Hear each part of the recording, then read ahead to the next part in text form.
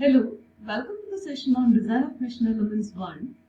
In this session, we will see a problem based on the stress conservation. This is a problem given, that is, determine the maximum stress induced in a semi-grooved shaft as shown in this figure, and when this member is subjected to three conditions. The first one, it is an axial load of 40 kN. Then we have the second condition, it is a bending moment of 400 Newton meter. And then the third case, a twisting moment of 500 Newton meter. We have to take the stress conservation into account. Now let us consider this figure. This is the diameter of the larger section, that is given as 60 millimeter, and we have a groove here, and the radius of the groove, it is given as 5 millimeter. So the diameter of this section, the groove section, will be equal to 60 minus 10. So that is, the diameter of this section will be equal to 50 millimeter. Now let us take the first case, that is when this is applied with an axial load of 40 kilonewton. So this is a figure we are having. We are having an axial load of 40 kilonewton acting, and the fundamental equation, this is the equation, Kt is equal to maximum stress by nominal stress. So we can take this equation from the data book. So that is available here. This is from the page number 20. It is page number 20 in data book by K. Mahadevan. And we can see the stress conservation for members which is subjected to direct stress, that is sigma maximum is equal to F by A into Kt. So this is the equation we are going to take here. So F by A, what is F? That is 40 into 10 raised to 3, and A is the section, that is 5d squared by 4. Now we are having this section which is having a minimum diameter, and this will be the critical section of this member. That is, we are having an area reduction. So whenever a load is acting, this is a section which is a critical section. So here the stress developed will be maximum. So we can find out the nominal stress acting here, that is by using this equation. Sigma nominal is equal to F by A, and that is equal to 20.37 Newton per millimeter square. Now in this equation we are having one more unknown, that is Kt. Once we get this value for Kt, we can calculate this maximum stress. So we can get this value for Kt from data book. So this is a figure we have to consider. Now from the data book, we have to take this graph. We can see different graphs are given for different conditions, and this is the required one. We can see it is written here. Sorry, this is a combined factor, so this is not the case we wanted. So we can, okay, this is the figure given. This member, it is having a groove, and it is axial force is acting here, and it is written as stress conservation factor Kt for a groove shaft in tension. So this is the condition we want. Now we can see in the x-axis it is R by D. Now what is R by D? R means it is the radius of the groove, and that is given as 5 in this case, and D means it is the diameter of this groove section. We got that value as 50 millimeter. So we can find the ratio of this to R by D, that is 5 by 50. And then one more thing, we can see a number of curves are given here, and all these are for different conditions, that is D by D. So we have to find out what is D by D. D means it is a capital D means it is a diameter of the larger section, and small d means it is the diameter of the groove section. So that ratio is also required. Now let us go back to the slide and find out these values. So here it is calculated, this R by D, it is equal to 0.1, and capital D by D, it is equal to 1.2. Now let us consider this figure again. We have to take this graph when this D by D is equal to 1.2. So this is a curve which is having 1.2, that is the fifth curve. Now from this, along this x-axis, R by D we got this as 0.1. So this is a point we have to consider. This is 0.1 written here. So this vertical line, we can see it is intersecting on this curve somewhere here. You can see it here. It is on the fifth curve. It is meeting somewhere here. So this is the point. So if I draw a horizontal line from this point towards the left direction, it will be somewhere below this point, the 2.2. So we can see that value, it is between 2.1 and 2.2. So I can take it as 2.18 or 2.19 approximately. So let us take it as 2.18, that is below this point 2.2. And you can see KT is written as 2.18.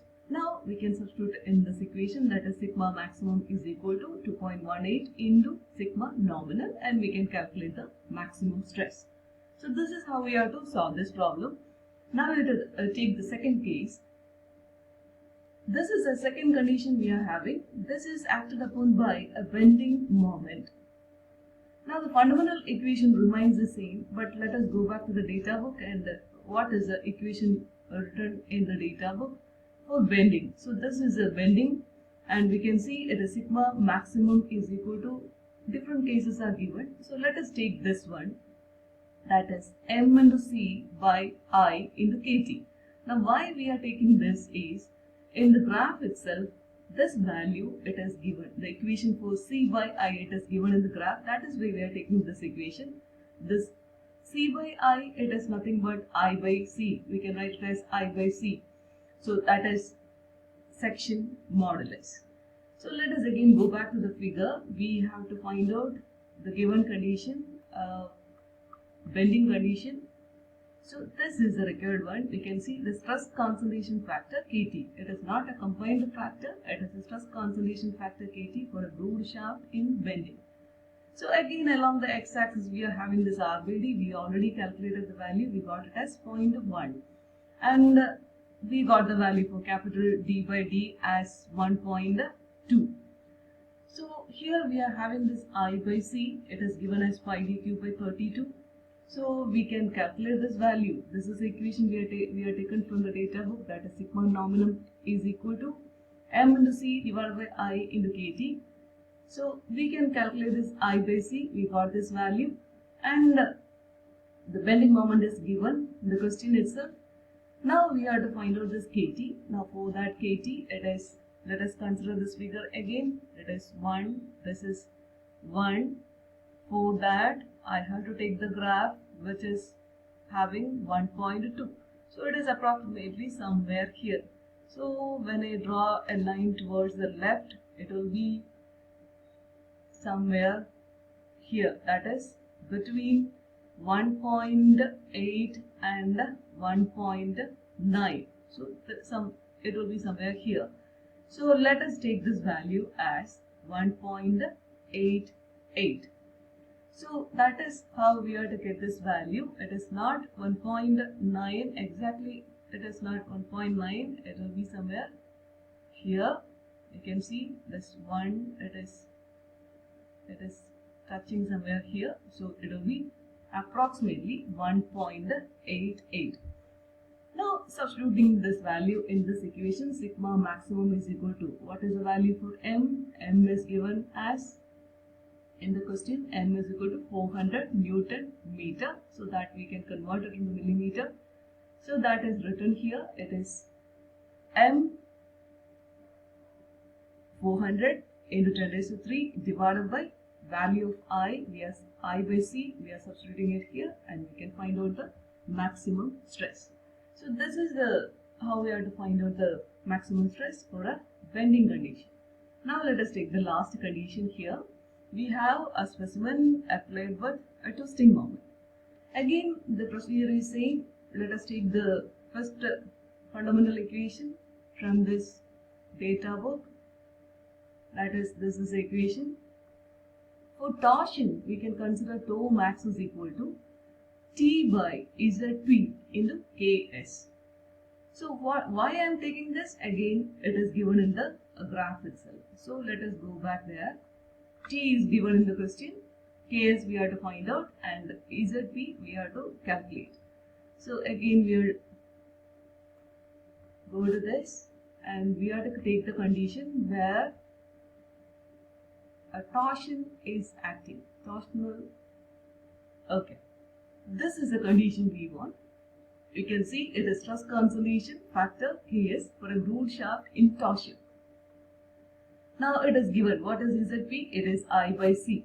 So the equation is pi d cube by 16. So we can calculate it here. That is 2 max is equal to T by ZP into Ks. We are taken it there, and ZP is equal to pi d cube by 16. We are calculating that value. But to find out the maximum stress, shear stress, we need to find out the stress cancellation. Again, if you consider this graph, along the x-axis we have this R by D ratio. We got that value as 0.1, and along the y-axis it is stress cancellation factor, and the curve it is we have D by D, and that also we have calculated, it is 1.2. So which is the graph we have to consider? It is graph, this one, it is 1.4. That is 1, 2, 3, fourth curve, this curve. Now I have to take this value, it is 0.1, it is here, it is 0.1, and it is meeting somewhere here. So it is taken as 1.52 approximately. So I can take it as 1.1, it is meeting somewhere here. So that is below this. If I draw a line here, it will be somewhere here. So I can approximately take this value as 1.52. So K is equal to 1.52, and substituting this value in this equation, I can find out this maximum shear stress. So this is how we have to find out the maximum stress induced in a member when that member is subjected to different loading condition. So we have seen 3 conditions here. That is, first one, it is the axial loading condition. Second one, it is the bending moment condition, and then we consider the twisting moment. So thank you for watching.